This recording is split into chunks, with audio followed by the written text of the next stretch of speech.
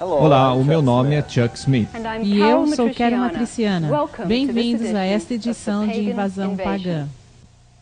Ao entrarmos no século XXI, grande número de líderes políticos e líderes espirituais dizem que estaremos testemunhando também o crescimento do movimento Nova Era. Nos anos 60, muitos dos que estavam buscando enlevo espiritual voltaram-se para as drogas psicodélicas e ao misticismo oriental. Aquelas experiências firmaram o fundamento do clima espiritual dos dias de hoje. A geração do poder florido de 25 anos atrás desabrochou-se no que chamamos o movimento Nova Era, uma filosofia muito sofisticada que engloba religiões pagãs, ciência evolucionária e política global. A unir a religião, a ciência e a política sob um sistema comum, este movimento diz oferecer uma nova visão para a humanidade e está fazendo todo o esforço para recepcionar esta nova era de consciência global. Nos anos 70, um cientista chamado James Lovelock fez renascer e popularizou os conceitos das religiões pagãs, onde afirma que todas as espécies e elementos na Terra formam um organismo coletivo. Isto é, seres humanos, plantas, rochas e minerais são todos parte de um corpo cósmico. Sua proposta ficou conhecido como hipótese Gaia. O conceito Gaia ensina que a Mãe Natureza é uma deusa, uma pessoa capaz de reagir aos ataques.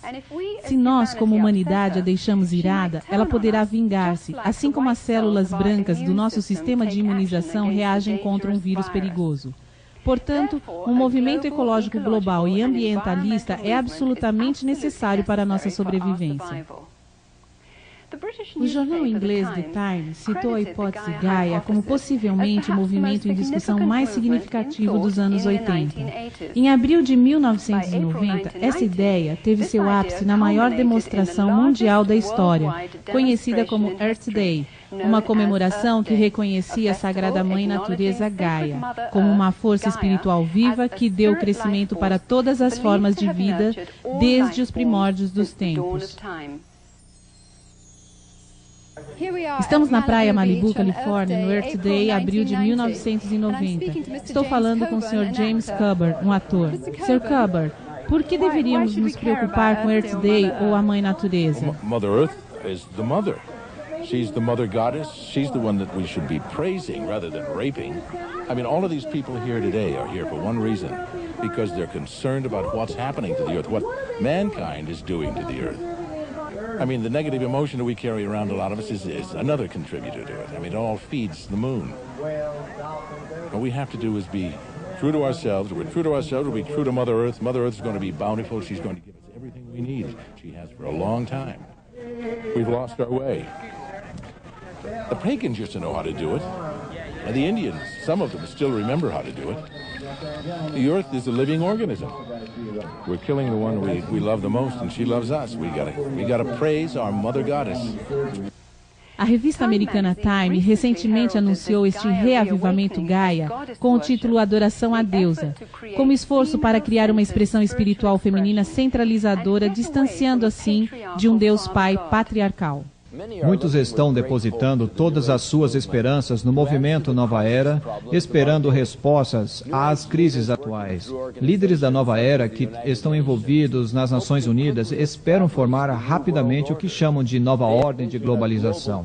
Eles visualizam uma comunidade universalmente unida na luta contra a poluição, religiões que deixam de lado suas diferenças e unam-se umas às outras e assim ter paz como uma realidade.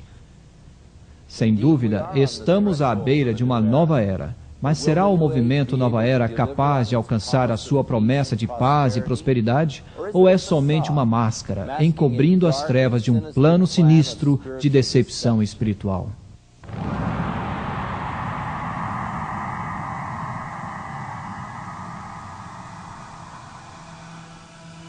Jesus himself warned us that in the last days many would come claiming to be Christ and Messiah. The landscape today is literally crawling with individuals claiming to be Christ, and the Eastern gurus are right on the top of the list. There are two things the gurus have done. On the one hand, they've used Eastern-type words that are floating about in the West, words like energy, vibrations, and so on.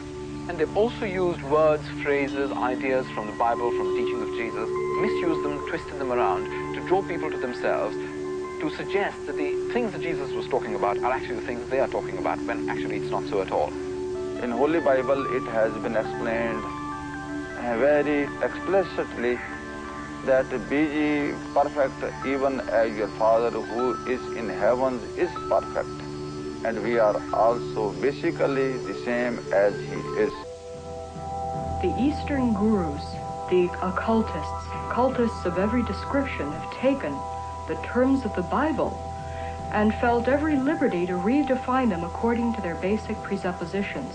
God becomes not a personal individual, a spirit with whom we have a personal relationship. Through his Son, Jesus Christ, he becomes an impersonal force. God is something, an energy that permeates every one of us, each and every one of us, and it's both personal and non-personal. Jesus becomes not the way, the truth, and the life, but an avatar, a way shower, one of many paths to God. Jesus Christ, of course, was an enlightened master. Bhagwan is another Jesus, another Buddha. Jesus Christ was a great master, like our master is today. The Word made flesh, as the Bible puts it. Ernest Winter, PhD em Direito Internacional, foi diplomata no Departamento Austríaco de Estrangeiros por 10 anos e nos anos de 1968 a 1978 foi diretor na ONU. My greatest concern really is the growing interest and dedication and application of Eastern mystical thought and practices within traditional Christian groups and churches. There's a vacuum, there's a longing. They want to be filled with quote religious experience. Os ensinamentos da nova era declaram falsamente que as experiências espirituais hindus são compatíveis com as do cristianismo. O incrível é ver líderes cristãos que, através de seus livros, revistas, pregações, programas de rádio e televisão, encorajam milhões de cristãos a buscar tais experiências originalmente hinduístas. Many people who are in the Christian church have come to us and have had deeper experiences of spirituality and of God as a result of this meditation. Most Catholic monasteries and most Protestant Bible schools have introduced one system of meditation or another, and they are based upon the practices of yoga. Many of the church people, and particularly leaders of the churches and denominations, look with great hope to Eastern mysticism that it would bring new life into a dead body. Ao infiltrar-se nas igrejas cristãs, o misticismo oriental traz também uma forte tendência de seu sistema político mundial. Sob os auspícios das Nações Unidas, incontáveis grupos do movimento Nova Era espalham suas filosofias por todo o mundo. Muitos líderes e agências da ONU, assim como o Conselho Mundial de Igrejas, promovem crenças e práticas da nova era. A ONU tem uma sala especial para meditação e para o seu guru, Sri Chinmoy. Até nas Forças Armadas Americanas encontramos salas de meditação. Leland Stewart, formado pela Universidade de Harvard, dirige o Conselho de Unidade e Multiplicidade, uma cadeia de associados muito forte da nova era, que teve sua origem nas diretivas da Assembleia Geral das Nações Unidas de 1965. Unity and Diversity Council is a worldwide coordinating body of, what we call it, individuals, organizations and networks looking toward a time in which there will be one single organized energy of networking throughout the planet. Sob a liderança de Stewart, em 1982, esse grupo associou-se ao Festival da Mente, Corpo e Espírito, liderado por Graham Wilson, formando um grande exército dedicado à unificação de todas as religiões sob o comando de um único líder. I am very interested in the harmony of all religions. It's not just to give birth to another religion, but rather to produce, let's call it, a universal religious outlook through which there can be a new connecting of all cultures and all religions, all races. In this growing consciousness of sharing godliness and looking for a leader to lead everyone into this new heaven, the UN plays a very important role inasmuch as it is a support system. Any group that meets to discuss these matters would be very eager and very careful to have UN sponsorship. Our organization has been represented in the United Nations. We have an office there, and this has been going on for approximately 5 years. We've been involved in all the sessions that are going on in the UN. We've been able to watch and participate, offering meditations and presentations. How is this possible?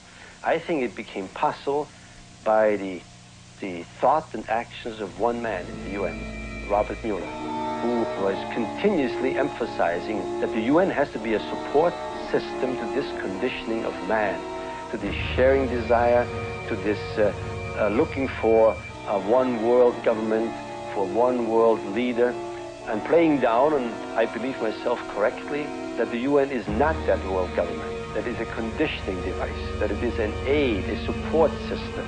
It gives prestige to otherwise completely outlandish groups. A Universidade Espiritual Mundial de Brahma Kumaras na Índia é usada pela ONU e seus membros em conferências que focalizam a globalização, da paz e da unidade. Delegates from all over the world, VIPs, are attending to express their ideas and to experience peace in a very real way themselves.